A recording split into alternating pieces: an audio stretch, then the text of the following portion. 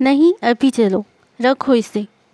شمیندہ نے نمل کے ہاتھ سے ریموٹ لے کر صوفے پہ رکھا اور نمل کو بازو سے پکڑ کر اٹھایا۔ تھوڑی دیر بعد نمل ابھی اتنا بول پائی تھی کہ شمیندہ نے اس کا ہاتھ پکڑ کر اسے اپنے ساتھ گھسیٹا۔ چپ کر کے چلو میرے ساتھ ابھی۔ شمیندہ کہتے ساتھ ہی دروازہ کھول کر اپنے گھر کے ہال میں داخل ہوئی اور وہاں سے مسعود احمد کے گھر کے ہال میں داخل ہو گئی۔ پہلے شمیندہ اور نمل نے ہال اور کچن میں ملیحہ کو دیکھا۔ جب وہ انہیں وہاں نظر نہیں آئی تو پھر اس کے کمرے کی جانب بڑھ گئیں۔ شمیندہ نے ایک ہاتھ سے ہلکا سا دروازہ کھٹکھٹایا۔ آ جاؤ۔ کمرے کے اندر سے ملیحہ کی آواز آئی۔ شمیندہ دروازہ کھول کر کمرے کے اندر داخل ہوئی اور اس کے پیچھے پیچھے نمل بھی۔ السلام علیکم بھابھی، کیسی ہیں آپ؟ کب آئی ہیں آپ؟ شمیندہ نے گرم جوشی سے کہتے ساتھ ہی آگے بڑھ کر ملیحہ کو گلے لگایا، جو ڈریسنگ ٹیبل کے سامنے کھڑی ہو کر بالوں میں برش پھیر رہی تھی۔ وعلیکم السلام، ٹھیک ہوں، صبح آئی ہوں۔ ملیحہ نے شمیندہ کو خود سے دور کرتے ہوئے پھیکے سے لہجے میں کہا۔ نمل نے بھی ملیحہ کو گلے لگا کر سلام کیا اور آ کر صوفے پر بیٹھ گئی۔ بھابھی آپ کے گھر والے کیسے تھے؟ شمیندہ نے نمل کے ساتھ صوفے پر بیٹھتے ہوئے پوچھا۔ ٹھیک تھے، ملیحہ نے سرد سے لہجے میں جواب دیا۔ اچھا بھابھی، میں تو آپ کو بہت یاد کرتی تھی، آپ کو بھی ہماری وہاں یاد آتی تھی کیا؟ مسکراتے ہوئے اگلا سوال کیا۔ میں کون سا اتنے دنوں کے لیے جاتی ہوں پاپا کے گھر، اور ویسے بھی وہاں جا کر ہی تو کچھ دن سکون کا سانس آتا ہے۔ اتنا بڑا گھر ہے، نوکر چاکر ہیں، کسی چیز کی کوئی ٹینشن نہیں ہوتی وہاں، نہ ہی کام کرنا پڑتا ہے۔ میرا دل تو بہت آسانی سے لگ جاتا ہے وہاں، اور سب سے بڑی بات تھوڑی سی پرائیویسی مل جاتی ہے وہاں، جو یہاں تو ممکن ہی نہیں ہے۔ اور یہ گھر بھی اتنا چھوٹا ہے کہ بندہ 2 قدم چلے تو گھر کی آخری دیوار سے ٹکرا جائے۔ میرا تو دم گھٹتا ہے یہاں، ملیحہ نے حقارت سے کہا۔ نمل کو غصہ تو ملیحہ کی باتوں پہ بہت آیا، پر وہ چپ چاپ اٹھ کر کمرے سے باہر نکل گئی، کیونکہ ان کی تربیت ایسی نہیں کی گئی تھی کہ وہ اپنے سے بڑوں کے ساتھ زبان درازی کرتیں یا اپنے سے بڑوں کو جواب دیتیں۔ جی بھابھی، دراصل بات یہ ہے کہ ہمارے گھر میں لوگ زیادہ ہیں اور آپ کے میکے والے کم ہیں، اس لیے تو ہر وقت رونق لگی رہتی ہے یہاں۔ شمیندہ نے ملیحہ کی باتیں اور لہجہ نظر انداز کرتے ہوئے پھر سے مسکرا کر کہا، کیونکہ اس بارے میں یاسمین بیگم کی باتیں ابھی تک اسے یاد تھیں۔ رونق، مجھے ایسی رونق پسند نہیں ہے۔ رونق تو مچھلی منڈی میں بھی بہت ہوتی ہے، پر اس رونق کا حصہ کم ہی لوگ بننا چاہتے ہیں۔ اسی طرح مجھے بھی یہاں کی رونق پسند نہیں۔ ملیحہ سخت لہجے میں کہتی اٹھی اور واش روم چلی گئی۔ شمیندہ کافی دیر بیٹھی ملیحہ کا انتظار کرتی رہی، مگر پھر اٹھ کر کمرے سے باہر نکل کر تیزی سے چلتی ہوئی اپنے کمرے میں چلی گئی۔ شمیندہ کو ملیحہ کی باتوں پر نہ تو غصہ آیا تھا نہ دکھ ہوا تھا، کیونکہ اسے بھی اب یہی لگتا تھا کہ ملیحہ کو ابھی وقت درکار ہے اس گھر میں گھلنے ملنے کے لیے۔ شمیندہ کا موبائل مسلسل بیپ کر رہا تھا۔ اس نے موبائل اٹھا کر دیکھا تو میرا ساری تصاویر بھیج چکی تھی۔ شمیندہ ایک ایک کر کے ساری تصاویر دیکھنے لگی۔ شام 5 بجے وہ سب جمال ولا موجود تھے۔ شہریار احمد، واجد احمد، آئمہ بیگم اور جمال افروز کے علاوہ اور بھی کچھ افراد ایک بڑے سے لاؤنج میں بیٹھے تھے۔ شہریار گرے کلر کی 3 پیس سوٹ میں ملبوس انتہائی ڈیشنگ لگ رہا تھا، جبکہ آئمہ بیگم نے آف وائٹ کلر کی کام دار ساڑی زیب بند کر رکھی تھی اور واجد احمد بلیک کلر کے 3 پیس سوٹ میں ملبوس تھا۔ وہاں موجود ہر شخص کے چہرے سے خوشی چھلک رہی تھی سوائے شہریار کے۔ اس کے چہرے پہ عجیب سی ویرانی تھی۔ سبھی بیٹھے ہندا کے آنے کا انتظار کر رہے تھے۔ تھوڑی دیر بعد ہندا اپنی ماں کے ہمراہ لاؤنج میں داخل ہوئی۔ گرے کلر کی کام والی سلیپ لیس میکسی پہنی، بالوں کو جوڑے کی شکل میں باندھی، ہلکے میک اپ کے ساتھ وہ کوئی پری لگ رہی تھی۔ آئمہ بیگم نے اٹھ کر ہندا کی بالائیں لیں اور پھر اسے لا کر شہریار کے پہلو میں بٹھا دیا۔ شہریار کو حنزہ سے عجیب سی نفرت محسوس ہوئی۔ بہت ہی ہینڈسم لگ رہے ہو۔ حنزہ نے سب کی موجودگی کو نظر انداز کرتے ہوئے شہریار کے کان میں سرگوشی کی۔ تھینکس، تم بھی بہت بیوٹیفل لگ رہی ہو، شہریار نے آہستگی سے کہا اور ساتھ ہی بمشکل مسکرانے کی کوشش بھی کی۔ تھوڑی دیر بعد منگنی کی رسم ادا کی گئی۔ پھر کافی دیر تک بیٹھ کر باتیں کرنے کے بعد سب نے کھانا کھایا اور وہ لوگ رات کے 8 بجے گھر کے لیے روانہ ہو گئے۔ گھر آ کر شہریار سیدھا اپنے کمرے میں آیا، کپڑے بدلے اور بلیک کلر کا ٹراؤزر اور اس کے ساتھ بلیک ٹی شرٹ نکال کر پہنی۔ موبائل اٹھا کر بیڈ پر بیٹھا اور موبائل آن کیا جو یونیورسٹی میں اس نے بند کیا تھا۔ موبائل کے آن ہوتے ہی ساتھ ہی کئی میسیجز دھڑا دھڑ آنے لگے، جن میں حنزہ کے علاوہ میرب، علی، سعد، حمزہ اور عنایہ کے بھی تھے۔ شہریار نے ایک میسیج لکھ کر علی، سعد، میرب اور حمزہ کو سینڈ کیا اور پھر ایک میسیج ٹائپ کر کے عنایہ کو سینڈ کیا۔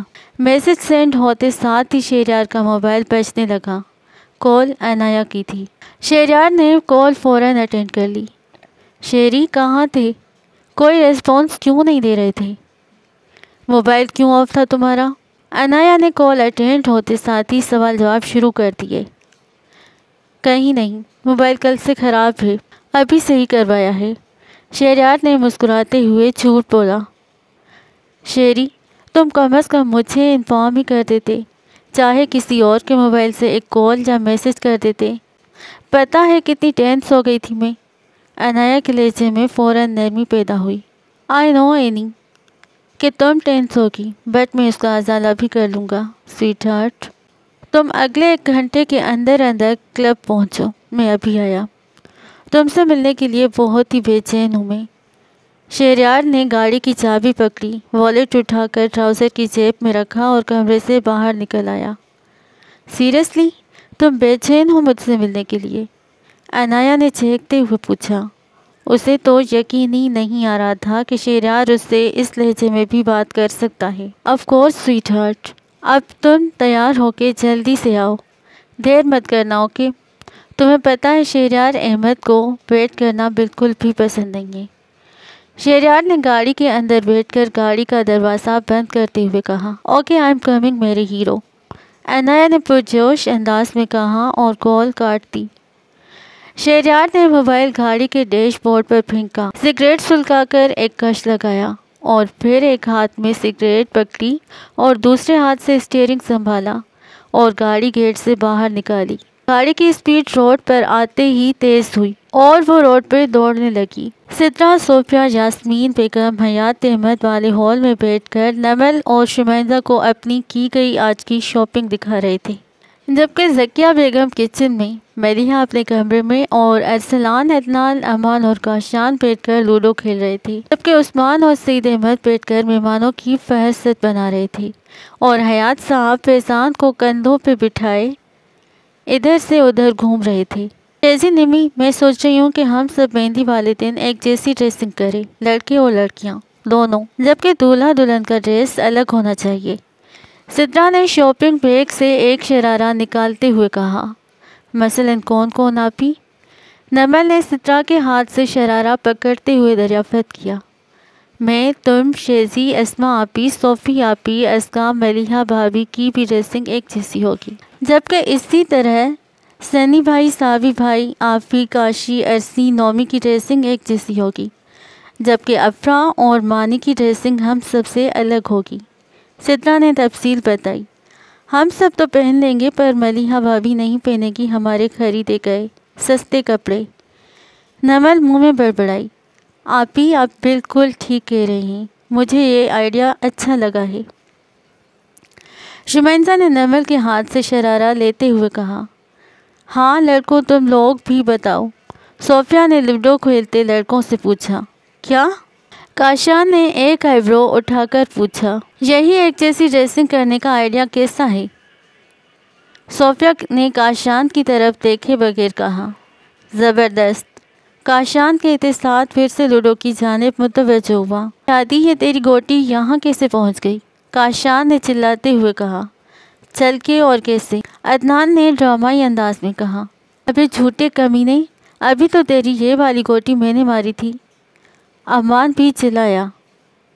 ہی غلطی سے رکھی گئی ہوگی۔ عدنان نے بھی جھوٹ پکڑا جانے پر گوٹی اٹھاتے ہوئے کہا۔ اٹھ یہاں سے دفع ہو جاؤ، ذلیل انسان بےایمانی کرتا ہے۔ ارسلان نے کھڑے ہو کر عدنان کو ایک لات رسید کرتے ہوئے کہا۔ اچھا نا، معاف کر دو مجھے، اب نہیں کروں گا، پکا، بس آخری بار ہے، میرے بھائی نہیں ہو سارے، کھلا لو نا اپنے ساتھ۔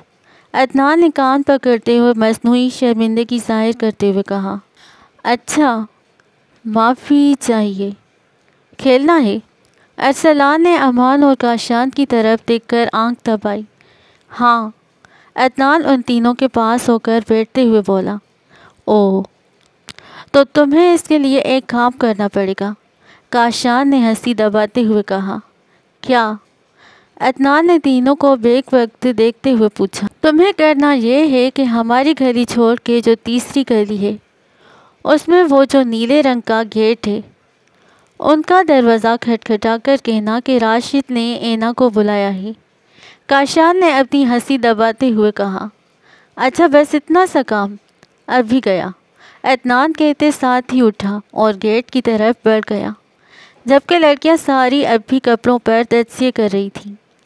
وہ سب اس وقت حمزہ کے گھر کے لاؤنج میں بیٹھے تھے۔ شہریار سعد علی اور حمزہ کو اپنے پورے دن غائب رہنے اور فون بند رکھنے کی وجہ بتا رہا تھا۔ کیا بات کر رہا ہے تو شہری؟ حمزہ حیرانی سے تقریباً اچھل ہی پڑا۔ یہی کہہ رہا ہوں کہ آج اس لیے فون بند کیا تھا کیونکہ تم لوگوں کی بھابھی سے ملنے گیا تھا اور سارا دن اسی کے ساتھ تھا۔ شہریار نے کافی کا کپ منہ کو لگاتے ہوئے کہا۔ اینی کے ساتھ تھے؟ علی نے بھی ٹرے سے کافی کا کپ پکڑتے ہوئے پوچھا۔ جس سے بھی ملنے گیا تھا نا، بہت جلد شادی کر رہا ہوں میں اس سے، شہریار نے کہتے ساتھ ہی کافی کا گھونٹ لینے کے لیے پھر سے کپ منہ کو لگایا اور نظریں ان تینوں پر جما لیں۔ اینی سے؟ سعد نے ایک آئی برو اٹھاتے ہوئے پوچھا۔ اتنی جلدی کیا ہے یار، بتا دوں گا، کچھ دن صبر تو کرو، شہریار نے کافی کا گھونٹ لیتے ہوئے کہا۔ کب بتائے گا یار، ابھی بتا دینا، علی نے بھی بے چینی سے پوچھا۔ دیکھو، تم لوگوں نے کل کہا تھا نا کہ میں شادی کر لوں، تو اب میں تم لوگوں کی خوشی کے لیے کرنے جا رہا ہوں، پر کس سے یہ ابھی نہیں بتاؤں گا، شہریار نے صوفے پر ٹانگ پہ ٹانگ رکھ کر بیٹھتے ہوئے کہا۔ شہریار احمد ہماری خوشی کے لیے شادی کر رہا ہے، ہماری خوشی کے لیے؟ سعد تقریباً آنکھیں پھاڑتے ہوئے اپنی شہادت کی انگلی سے حمزہ، علی اور اپنی طرف اشارہ کرتے ہوئے بولا۔ اپنی مرضی ہے تب بھی کر رہا ہے شادی، اس نے تو آج تک ہمارے کہنے پہ پانی کا گھونٹ تک نہیں پیا، ہماری پسند کی کبھی کوئی شرٹ تک نہیں پہنی، جو اپنا دل کرتا ہے وہی کرتا ہے یہ ہمیشہ، حمزہ نے منہ بگاڑ کر کہا۔ ہاں وہی تو، اور اگر ہمارے کہنے پر کر رہا ہے شادی تو دلہن کا نام بتا ہمیں، علی نے تجسس سے پوچھا۔ سعد، علی اور حمزہ تینوں ہی لڑکی کا نام جاننے کے لیے بے چین ہو رہے تھے، حالانکہ انہیں 100% یقین تھا کہ لڑکی کوئی اور نہیں، عنایہ ہی ہوگی۔ اتنی جلدی کیا ہے، صبر کرو، 1-2 دن تک لگ جائے گا پتہ، شہریار نے مسکراتے ہوئے کہا۔ آج بتا دو گے تو کیا ہو جائے گا؟ سعد نے دونوں آئی برو اٹھاتے ہوئے پوچھا۔ سرپرائز خراب ہو جائے گا۔ شہریار اچھے سے جانتا تھا کہ لڑکی کو دیکھنے پر سب کو 440 وولٹ کا جھٹکا لگے گا۔ کیا سرپرائز ہے؟ حمزہ نے اپنی کافی کا آخری گھونٹ جلدی سے لے کر پوچھا اور خالی کپ ٹیبل پر رکھ دیا۔ اگر بتا دوں گا تو سرپرائز تھوڑی رہے گا، اس لیے ویٹ اینڈ واچ، شہریار صوفے سے کھڑا ہوتے ہوئے بولا اور ٹیبل سے گاڑی کی چابی اٹھائی۔ اچھا، اب میں چلتا ہوں، شہریار کہہ کر لاؤنج سے باہر کی طرف بڑھا اور اس کے ساتھ ساتھ سعد اور علی بھی باہر آ گئے۔ میں تم لوگوں کو باہر تک چھوڑ کے آتا ہوں، حمزہ بھی کہتے ساتھ ہی لاؤنج سے باہر آیا۔ اچھا شیری، وہ جن لڑکوں نے گولی چلائی تھی ان کا کچھ پتہ چلا؟ علی نے حمزہ کے گھر سے باہر آتے ہوئے پوچھا۔